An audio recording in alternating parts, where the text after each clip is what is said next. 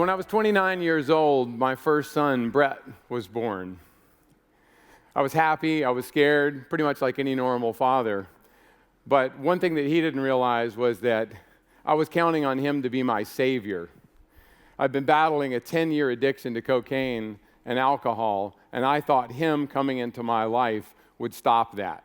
2 months after his birth, I'm working in Wichita, Kansas, and he and his mom come to visit. And they're there for a week, and it was fantastic. It was this beautiful week with this little baby that I loved and I kissed and I had emotions with that I had absolutely no idea that I even possessed. Because as an addict, I'd never even felt these things. So I was astounded to find myself dropping them off at the airport and immediately driving to the hood, where I spent the next 6 days smoking crack and drinking. That binge ended in gunfire and police, which is not that unusual for me at that point in my life. But I sat there on the ground in this dumpy motel watching the police go through my car, and this policeman is reaching under the driver's seat, and he pulls out a crack pipe. Any normal person would have said, "Oh my God, I'm really in trouble." What went through my head was, so that's where that was. I wonder if there's anything left in there. Pretty sick thinking, but it's where I was at that time. I really just had no choice. But I knew I had to change. So at that moment, I finally made a decision, although it was the same decision I'd made 100 times earlier, that this was going to be the last time. I was going to quit. I always said that quitting's easy. I've done it 100 times. And it had always turned out to be true, and I always felt like there was another time to quit. But this time was different. I had a son. I had somebody that I was responsible for, somebody I needed to care for. So I threw out some sort of ask, a prayer, if you want, to myself, to the universe. And that night, I went to an AA meeting. The next morning, I put on my running shoes, and I went for a run. And over the next 3 years, I pretty much did those two things every single day. And over that 3-year period of time, I ran somewhere in the neighborhood of 30 marathons, because clearly I had that whole addiction thing under control. I finally reached the point, though, where even marathons just weren't doing it for me. I wasn't nervous anymore when I stepped up to the line. I actually knew I could do it. And I had already learned that for me, taking on things that I was afraid of was teaching me the greatest lessons. And so I wanted to go farther. So I started doing these crazy runs, 300 and 400 miles across the Atacama Desert, the Gobi Desert. I raced across the jungles in Vietnam and Borneo and Fiji. And then finally, I did this event in the Amazon, going across this huge chunk of the Amazon jungle. And one night in the middle of the race, I'm laying there in a jungle hammock with this cacophony of sound around me. And one of my buddies who I'd been racing with just kind of said out loud, I don't know if he's talking to me or not. He said, "I wonder if anybody's ever run all the way across the Sahara Desert." And so I popped my head up and I said, "Well, that's the stupidest idea I've ever heard. Why would anybody do something like that?" But it stuck with me. I couldn't get rid of this idea. So when I got back home to the U.S., I started to do some research, and I found out that, in fact, no one had ever run the entire length of the Sahara Desert from coast to coast. Turns out for pretty good reason, actually. And I decided that I wanted to do that. Firsts in the adventure world in this day and age are really difficult to come by. They're not an easy thing to find. And so I started to tell people, I'm going to run across this Sahara Desert, the whole thing. I'm just going to run. And people had known me for a little while, and they weren't necessarily surprised, but I heard over and over that it was impossible, that there was absolutely no way I was going to be able to pull this off. And so I found, and I learned this in sobriety, I found that I let them take the impossibility. They could have that. And I began to take possession of the possibility. And I continued to just tell this story. A friend of mine came up to me one day, and he'd heard the story a dozen times, and he's like, "Look, I know this guy, James Mall. He's a Hollywood director. He won an Academy Award for the best documentary a few years earlier. Would you like to meet him?" And I said, "Yeah, I would love to meet him." So this Hollywood meeting gets arranged, and I wasn't a Hollywood guy. So I got lost on the Sony lot going to the meeting. I'm 20 minutes late. I come in all sweaty. I practically throw up on his desk, and I just start blurting it all out. Running across the Sahara, sand, desert, Tuareg nomads, camels, sandstorms, our Everest, our North Pole, never been done before because it's there. And I mean, it was absolutely the worst pitch in history. It's like I sat back down and I knew for sure that there was no way that this was going to work. And James stands up after a couple of beats and he just sticks out his hand and he says, I'll do it. And literally I'm like going, you'll do what? He's like, no, if you go to the Sahara, I'm there with cameras. So about a week later, he calls me. That's where I use a prop.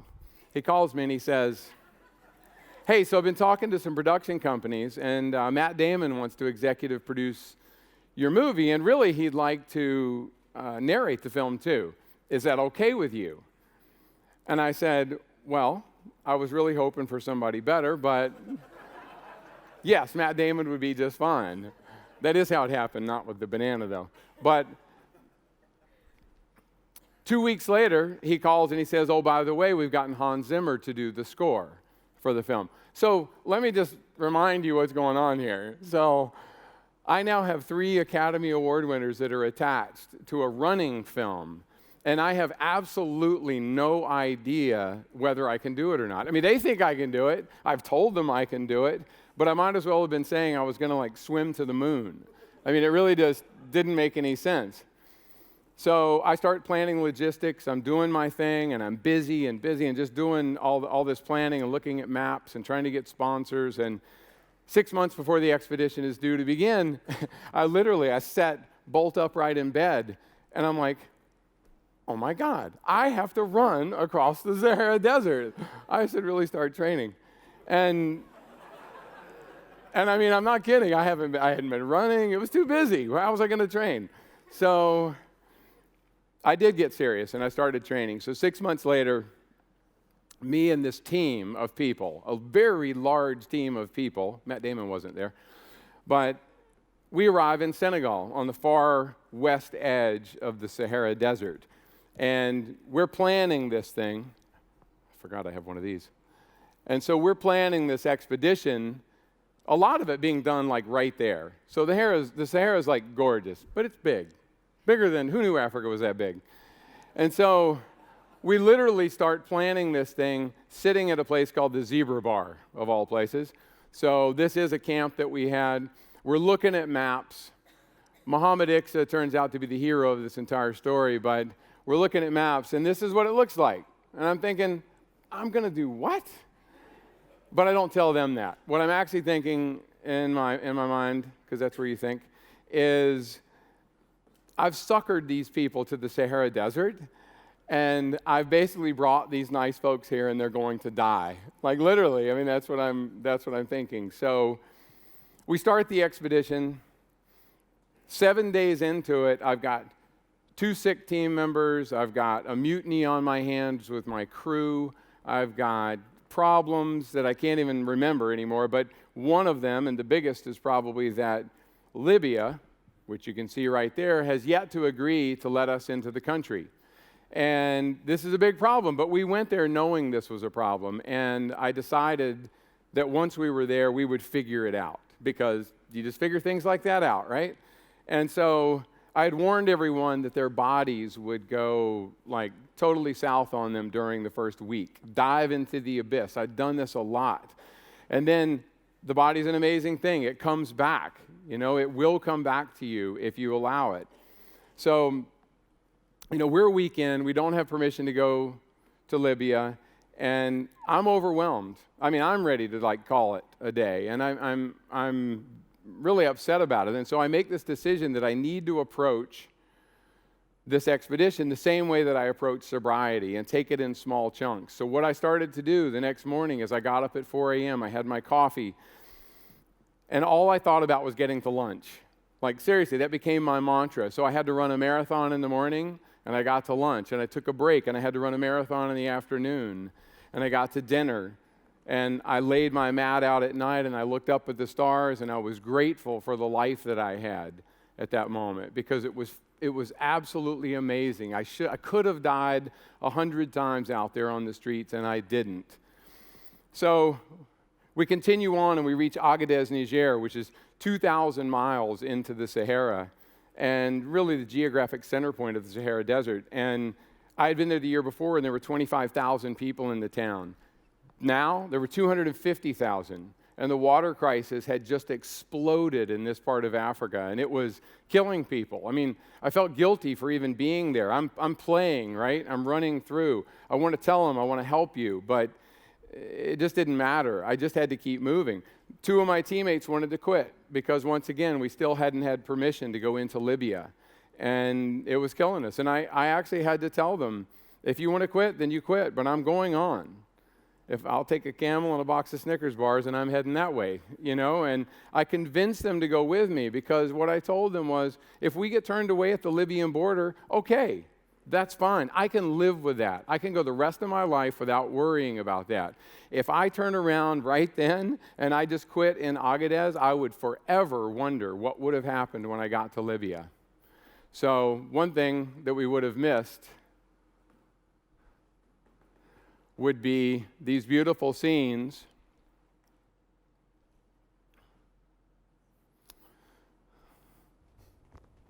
I see that look on your face, dude.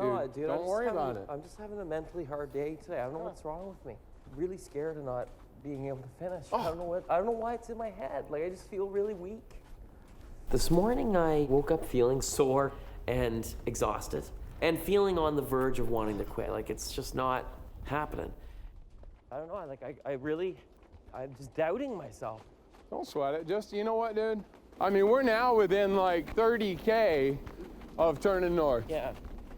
And I mean, hell, we could do it right now, but I want to see Fashi. It sounds interesting. I want to see it too, especially it's a real oasis. Yep. When all hope seems to evaporate in the desert sun, there is the renewal of the spirit, the oasis, like a stepping stone across the desert, drawing people for miles and days to its life-giving water.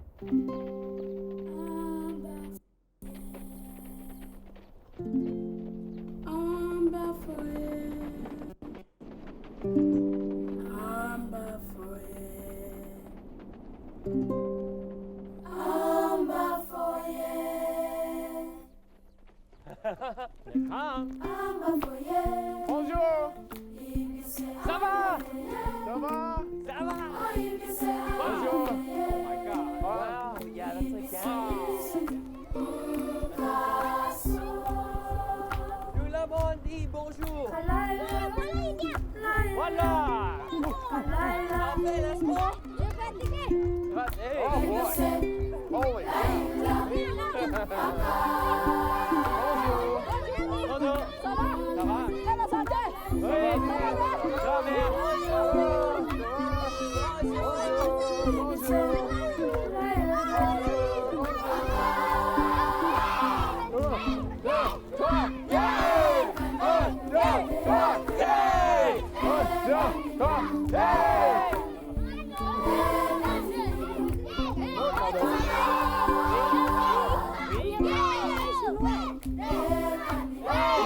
this place?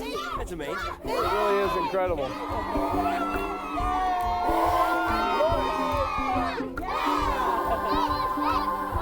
Look at this. Oh, look at that. Hey, he's got my Gatorade. That's very funny. Look. Hey. Woo, yeah. There we go. Au revoir. As low as I felt entering Fashi, I left feeling healed. Running with these kids has such a huge impact. Their faces, their energy, I'll never forget it. Okay, just so you understand, like, they didn't know we were coming. There is no, like, announcement system, so they were just, it's such a beautiful thing. Imagine that happening in this country. Like, a bunch of guys just run through your town and your kids take off and run with them. I mean, you'd be calling the police. So it was just this beautiful scene, and it was all about water, and it was incredible. So We continue on, and we're 100 miles from the Libyan border, and we finally get word from the United Nations that we are, in fact, going to be allowed to cross Libya. So we continue across Libya, we go into Egypt, we run through the pyramids in Giza. It's this fantastic experience. We reach the Red Sea, which, by the way, I was very disappointed to see wasn't red, so I didn't understand that. But and we had accomplished this thing. And so we had run over 4,500 miles across deep sand, scorching heat. We'd run for 111 consecutive days, averaging about 2 marathons per day without taking a single day off. So it was much harder than I thought it was going to be. But we came away with a beautiful film. So a few years later, March the 19th, 2010, actually I'm going to stop myself here. The legacy of this run, because I don't want to forget this, the legacy of running the Sahara is not the athletic achievement. I give you those stats. Before the run began, Matt Damon and I formed a nonprofit called H2O Africa. We raised during this project more than $6 million. And that money went to clean water projects all over Africa. And today, Water.org has inherited that organization. I was no administrator, so it became Water.org, and Matt is still very much involved. So May 19, 2010, my next film, Running America, you can guess what that was about, about a run crossing America happened. 300 people in a theater, fantastic day, friends, family. It was a culmination of a lot of hard work again for me. And I learned that hard work paid off. I've been sober a long time now, and I trusted the way things worked. So the day after the film, I come back to my apartment building, and 6 armed IRS agents are waiting there, and they arrest me. And they put me in handcuffs and shackles, and they put me in the back of their car. And I come to find out that one particular IRS agent had taken an interest in me, and he wanted to know how a runner could afford to run across the Sahara Desert. And apparently he hadn't heard about Matt Damon or any of that, because that's how we afforded it. But I came to find out that he invested 700 hours in investigating me, and when that led to nothing, taxes in particular, and when that led to nothing, he used the Patriot Act to tap my phones and to read my emails and to dive in my dumpsters. And when none of that paid off, he brought in an undercover agent, an attractive female runner, to come in and ask me to dinner, and we would talk about financials and investments, and she led this conversation, and I said basically that I had a couple of mortgages that had gone into foreclosure, and ultimately what I find out in this moment, all this time later, is that I'm being charged as the first person in the United States, I'm being charged with allegedly overstating my income on a home loan application. So my fame with the Sahara had brought about this very unexpected turn of circumstances.